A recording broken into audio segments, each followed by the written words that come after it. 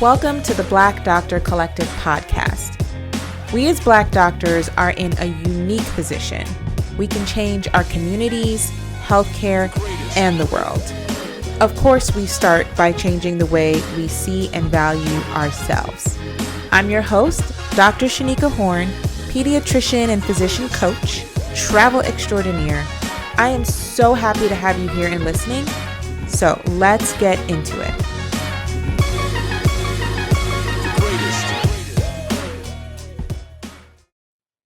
Hello, welcome back to the Black Doctor Collective podcast. I'm just coming back in from brunch. And yes, if you see me rocking my little summer outfit, it is because today was 84 degrees in March. Welcome to New York. Tomorrow it'll be 35. And also why I'm wearing like actual makeup because I rarely ever wear makeup. But anyway, my girl's birthday weekend, so we were out and about in the towns of Manhattan. Anyway, last week we were talking about blooming and how this season is about stepping into the version of yourself that you want to be. So today we're going to talk a little bit more about what makes blooming hard. And the thing that I was reflecting on was when we have an identity that is tied so tightly to one dream. When we set a goal, we don't just set the goal, we become the goal. When you think about becoming a doctor, it's not just like, oh, this is a job. It becomes this identity. And it starts to shape how we see ourselves, right? Like, I am a doctor. When you have children, you become, I am a mom. When you get married, it's now, I am a wife. These things are identifiers. And those roles get so baked into how we introduce ourselves, how we move, how we make decisions. So what happens when you check the box and it doesn't feel the way you thought it would? Or worse, when everything you thought would simultaneously come together didn't or doesn't. Have you ever done that exercise where you have to describe yourself without saying who you are to someone else or what you can do for other people? So you can't be like, I'm a physician, or like, I am a great sister, or any of those things that have like an identifier, like a title to it. It has to just be you. So I want you to just take a moment, pause the episode, but don't forget to come back now. I need you to like come back and hear the rest of this tea. But just take a moment and pause and just try to define who you are as a person without it automatically starting with some kind of title of like, I am this to someone else. I'm a sister, I'm a wife, I'm a daughter, I'm a lover, I'm a this, I'm a that, right? Without any of those things, can you describe who you are in your essence? Did you do it? Did you pause? Okay. It's really hard. Even after multiple attempts of doing it, I still find it to be quite a challenge. I think when I come down to it, I am a girly girl on the inside, a little tough on the outside, person who just generally likes to learn new things, take on new challenges, solve problems, and then take those solutions and share them. My value is to leave things better than I find it. And my value is connecting to other people. And I did that without saying the words, the key words, right? But really, how we relate to each other is a huge part of how we see ourselves. It's no wonder that we have a really hard time with the doctor identity. Becoming a doctor for me also meant like the pinnacle of all my other life dreams. Like it all came together in my mind. It's like, oh, when I become a doctor, like I'll be super smart, I'll be successful, I'll be this like amazing lifesaver, I'll be in shape. People would hold me in high regard. I would automatically be this like goal setter, this goal crusher. I'm ambitious. Did I mention I'd be successful? That was like my definition of doctoring. Medicine was a thing I worked towards And then everything else was just supposed to kind of fall into place. Now imagine, I get to the end of fellowship. This is like 2021, and I was 37. Even in these modern times, that feels very much like old maid status, practically menopausal, God forbid. Let me not say that. Knock on wood. I have a little wooden coaster right here. But also looking up after a decade of devoting all of my time to medicine and seeing all the things that I had sacrificed. Because I had sacrificed a lot and I had spent a lot of time.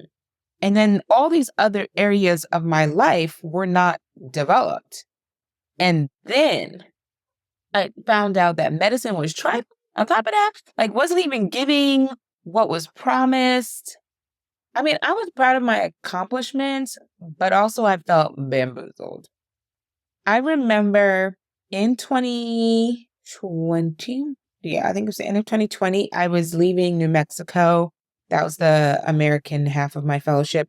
And they were like, if you want to come back and work here, we would love to have you. Like they were hardcore trying to recruit me. And I just remember thinking, if I stay out here in New Mexico, because it's like the northern New Mexico, it wasn't even Phoenix, it wasn't even a city.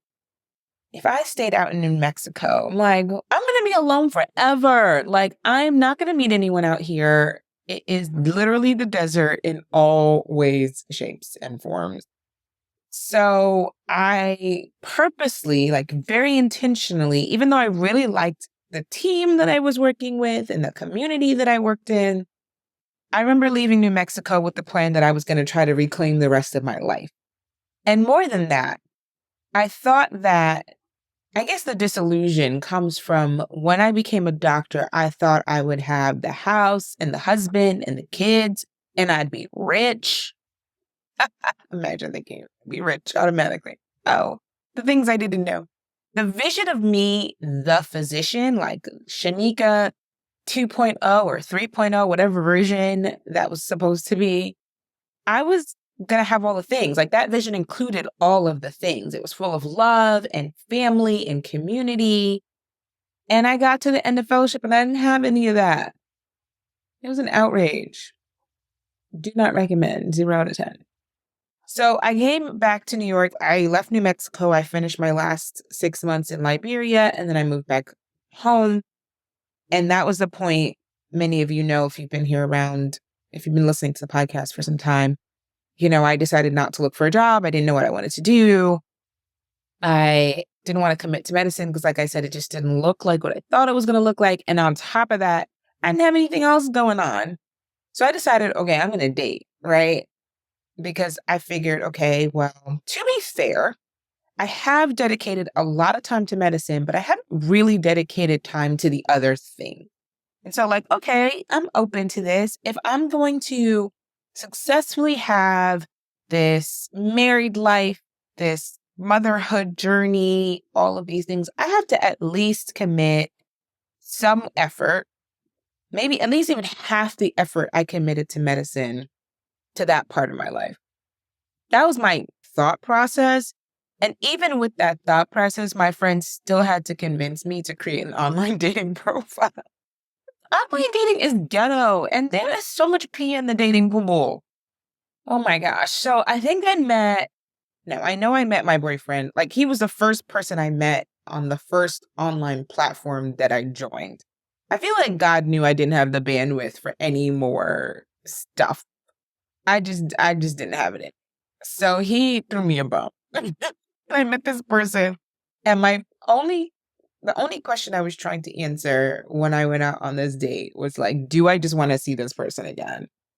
And so because the answer was yes, we just kept dating. And here we are 3.5 years later. And my relationship is not perfect. So don't get no ideas. There are no perfect people. I love that man down. Okay.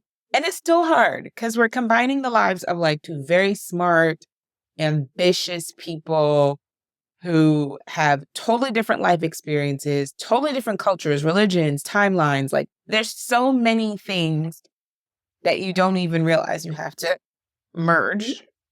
Anyway, I started dating him and I'm basically like at the end of my 30s trying to scrape everything together. trying to salvage my career because I'm trying to figure out how do I make this work if I hate everything. What do I need to negotiate for? This is how I learned how to negotiate. Thank God I learned how to do that.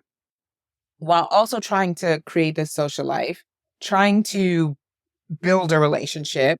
I mean, there I was freezing my eggs at 38. Like, life is so crazy that way. Just all of the plans you have. I would be curious to meet someone whose life went exactly as planned. I would be interested to hear that version. But anyway, there I was at the end of my 30s doing every possible thing to untangle myself from this rigid doctor identity, who's person who like worked full time and sacrificed themselves and worked hours on end for this system who was treating me like a cog in the wheel, right? Because really that career path did not deliver the life I wanted. It had actually just swallowed up all the other lives I was trying to live. I wasn't traveling. I mean, we didn't have any money. It was medical school. Residency, you're getting unpaid and you're working a lot. It wasn't even just that medicine didn't look like what I thought it was. It's that I had pinned everything on it working out. Like I had thought that all of it came as a package, the love, the family, the success, the fulfillment. And so when medicine disappointed me, it wasn't just professional, it felt really personal. It felt like failure. I mean, it wasn't, it still isn't, but it felt like that, right? And there's an episode, 2 episodes ago, where I talk about failure and how I define failure. And so you'll know this does not qualify as a failure, right? Because if you keep going, it's not a failure. But it felt like that because I think especially as women, like I said, so much of our identity is tied up in the titles. Quick pause. If you are an early career Black doctor and you've been feeling underpaid, overworked, or just unsure how to ask for what you really want at work, I want to invite you to join my group program, the Any Day Negotiator. And this is where we are rewriting the rules you've been following in medicine. Those rules are outdated. You'll learn how to negotiate for better pay, advocate for your boundaries, and you'll do all this without waiting for a new job or someone to give you permission. You can also do this if you are about to start a new job or you're thinking about starting a new job. There is no perfect time to start negotiating. The next cohort starts in May. The doors are opening soon. So if you're ready to stop settling and start advocating for the life you actually want, click the link in the show notes to book a call with me. Let's figure out if this is your right next move, because you can start negotiating for more any day. Why not today? I have a coaching colleague, actually, Dr. Quinn. Quinn B Speaks on Instagram, if you want to look her up. And she's coaching women, professional women, on enjoying their life while single, not as a promotion of singleness, but as a promotion of like, don't put things on the back burner because you're waiting for the thing. You don't want to do the thing that a lot of singles do, which is to tie the goal of becoming partnered with success and happiness. Like, if I get married, if I get the ring, if I get the wedding, if I have the kids, then I'll be happy. And her coaching is around being happy now in who you are and what you have and how do you enjoy that? How do you maximize that? How do you stop limiting yourself from doing what you really want to do in spite of being single? So if you've been listening to the podcast, like I said, for some time, you'll know that's how coaching for me began. So I was trying to heal from the disappointment and also create space in this medical career for the rest of my life that I felt I was missing out on. And what started as me solving problems around contracts and burnout obviously grew into so much more. So I had decided that in order for me to live this big, beautiful, bold life, I would need more time. I would not be able to work full time. I would not be able to do these 24-hour calls and nights and weekends, all the things. I didn't want to bring charts home. I mean, medicine can encroach like a vine. Okay. You ever seen a vine wrap itself around a tree and then the little spirals, spindles, I don't know what those things are called. They just reach out and grab another branch, or they just grab a gate, or they attach to the house. They just keep weaving their little tendrils into everything. So that's how I felt medicine was. And I had to hack the tendrils and create space for myself. And as I was doing this thing, I didn't realize at the time that it was going to become this framework. Now I have the dream framework, which is all about understanding what I value and then shaping my life based on the values, right? So y'all know I value being a passenger princess and living a life of luxury, living a soft life because I've already lived a hard one, and traveling. So I travel a lot. And now like I said, I'm putting social things in the forefront. I'm allowing myself to build based on this, what's now we call the dream framework, right? I was starting with creating this dream career, and then it evolved really into changing my entire life. Because really, if you make room for it, the other areas can also bloom. And so if you focus on your values, then you can pull back on the things that are not in support of your values. So for me, my values are around loving people, like I said, and leaving things better than I found it, and being an expert in things, which is how I became a doctor, and then sharing that knowledge with others, which is how I became a coach, right? My favorite part of patient care is patient education. And that is not the same as wanting to be a teacher. I don't want to stand up in nobody's classroom trial. My mom did that for umpteen years. I know what that looks like. I want it. But I do like to problem solve, and I do like to teach people whatever I learn along the way. Like, I always want to share what is pertinent or what I think will help them make improvements as well. So that's who I am as a coach, because I had trouble in this area of my life, and I knew that other people were having the same types of troubles, and I found solutions. So sharing the solutions. And as I created this thing for work, it became also the solution for the rest of my life. And I was reviewing my client wins, looking for some testimonials, because I love to share with you how all of these women are doing so well. Like, currently on my roster, I have 8 doctors that I'm working with. It's a lot. So I'm looking through these different women's stories and their progress and everything that's happening. And I'm like, oh, this thing that we did to improve their career and to improve their job life is also improving their home life, their daily life.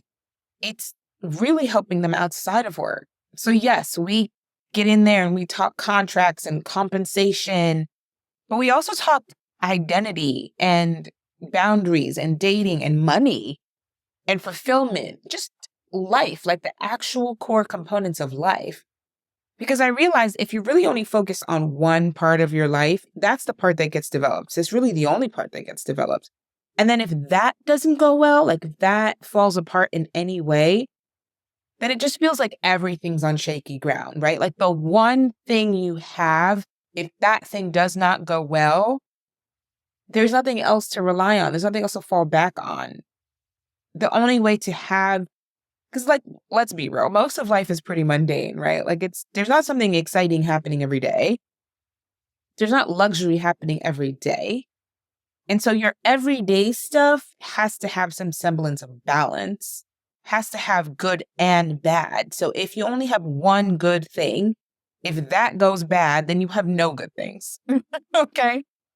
So in this season, I am going to continue leaning more and more into this scope of not just negotiating and getting what you want at work, but getting what you want, period.